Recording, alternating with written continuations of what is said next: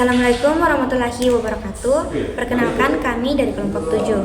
Terima kasih kepada dosen pengampu mata kuliah Bahasa Indonesia Bapak Zudi atas kesempatan yang diberikan kepada kami untuk Baik, bismillahirrahmanirrahim. Assalamualaikum warahmatullahi wabarakatuh. Halo semuanya, perkenalkan saya untuk memaparkan materi pembahasan pada kali ini, yang dimana kita akan membahas materi terkait pembentukan dan juga pengembangan paragraf. Namun sebelum itu, perkenalkan, nama saya Syifa Zahra dari kelompok 7. Langsung saja kita masuk kepada pembahasannya. Baik, langsung saja kita masuk kepada pembahasannya. Untuk yang pertama, terkait definisi dari paragraf itu sendiri. Paragraf disebut juga dengan alinea. Paragraf adalah sebuah wacana, mini atau satuan bentuk bahasa yang biasanya merupakan hasil penggabungan dari antar kalimat. Paragraf merupakan penuangan buah pikiran dalam sebuah karangan yang dimana di dalamnya terkandung satu unit buah pikiran yang didukung oleh semua kalimat dalam paragraf tersebut, mulai dari kalimat pengenal, kalimat utama, ataupun topiknya. Selanjutnya kita beralih kepada ciri-ciri dan fungsi paragraf. Dalam penulisan paragraf terdapat ciri-ciri sebagai berikut. Yang pertama, paragraf menggunakan pikiran utama atau gagasan utama yang dinyatakan dalam sebuah kalimat topik. Untuk ciri-ciri yang kedua adalah setiap paragraf menggunakan satu kalimat topik dan selebihnya menggunakan kalimat pengembang yang berfungsi menjelaskan, menguraikan, dan juga menerangkan pikiran utama yang ada di dalam paragraf. Yang ketiga adalah menggunakan gagasan penjelas.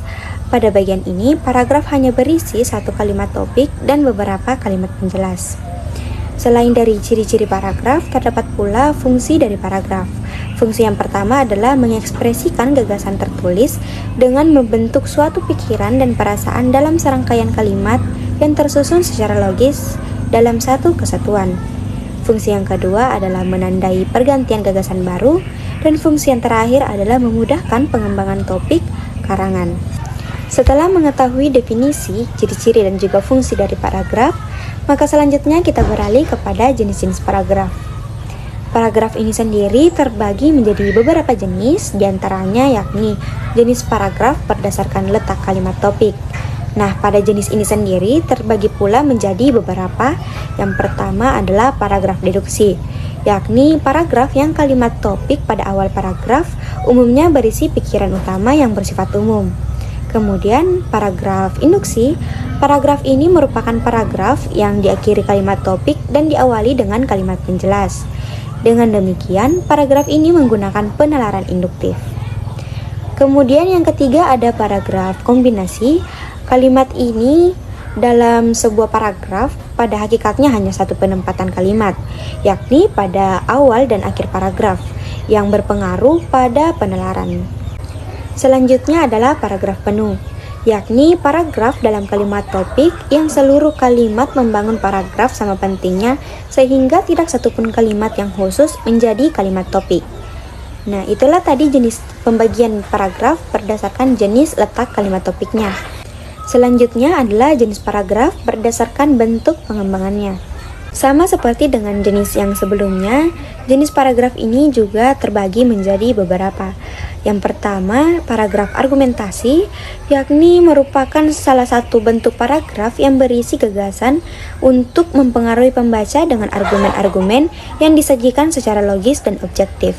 Kemudian ada paragraf persuasi, yang dimana paragraf ini bersifat persuasif, isinya juga berupa ajakan yang tujuan utamanya adalah untuk membujuk, merayu, mengajak, dan meyakinkan pihak lain untuk mengikuti apa yang diinginkan oleh penulis.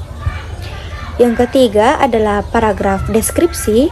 Pada paragraf ini melukiskan atau menggambarkan sesuatu dengan rinci dan juga objektif. Kemudian ada paragraf eksposisi, yang dimana merupakan paragraf yang memaparkan suatu fakta atau kejadian yang berisi paparan pikiran atau pendapat dengan harapan dapat memperluas pengetahuan dan pandangan orang lain. Kemudian ada paragraf narasi, yang dimana paragraf ini menunturkan rangkaian peristiwa yang dikaitkan dengan kurun waktu tertentu. Selanjutnya kita beralih kepada jenis-jenis paragraf berdasarkan posisi dan juga fungsinya dalam karangan. Pada hal ini terbagi menjadi yang pertama paragraf pembuka, yakni merupakan paragraf yang berfungsi sebagai pengantar menuju permasalahan yang akan dibicarakan. Kemudian ada paragraf penghubung atau paragraf pengembang, yakni merupakan paragraf yang bertujuan mengembangkan pokok pemikiran yang telah dirumuskan dalam paragraf, yang juga berisi contoh-contoh dan ilustrasi dan uraian pembahasan. Yang ketiga adalah paragraf penutup, yang merupakan paragraf yang berfungsi untuk mengakhiri bagian karangan seperti subbab atau bab atau seluruh karangan.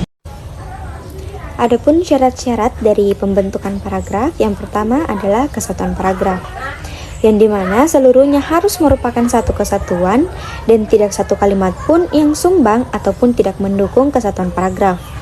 Yang kedua adalah kepaduan paragraf atau koherensi, yang dimana paragraf dinyatakan padu jika dibangun dengan kalimat-kalimat yang memiliki hubungan pikiran yang logis, dimana hubungan pikiran-pikiran yang ada dalam paragraf menghasilkan kejelasan struktur dan makna paragraf.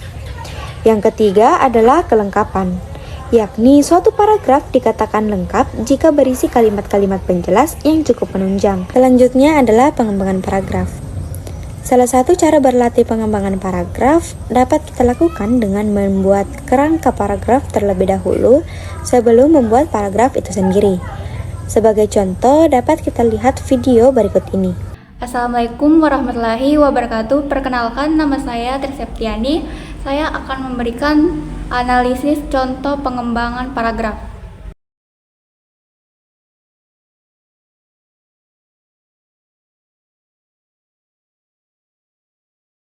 Melalui materi tadi dikatakan bahwa pengembangan paragraf dapat dilakukan dengan membuat kerangka paragraf terlebih dahulu. Berikut analisis contohnya, yaitu pertama, gagasan pokok.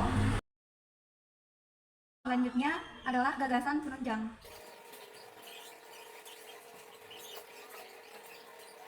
Setelah menentukan gagasan pokok dan penunjangnya, Nah, itulah tadi salah satu contoh dari pengembangan paragraf. Setelah mengetahui pengembangan paragraf, maka selanjutnya kita akan membahas tentang teknik pengembangan paragraf itu sendiri. Yang pertama ada teknik alamiah, yang dimana teknik ini merupakan pengembangan paragraf berdasarkan urutan ruang dan juga waktu. Kemudian ada teknik umum khusus dan khusus umum. Teknik umum khusus dimulai dari gagasan utama, sedangkan teknik khusus umum dimulai dari hal-hal khusus yang menjadi hal umum. Kemudian teknik perbandingan dan pertentangan.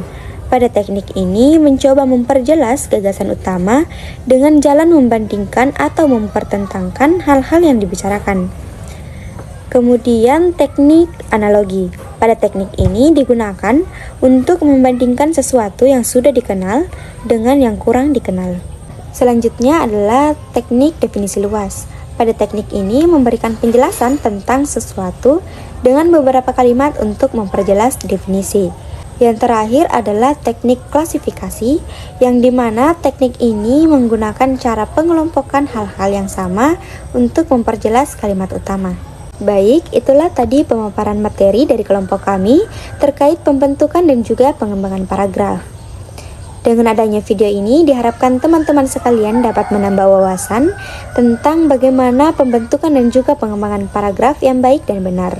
Sudah cukup video presentasi dari kelompok kami. Bila ada kesalahan mohon dimaafkan. Wabillahi taufiq wal hidayah. Wassalamualaikum warahmatullahi wabarakatuh.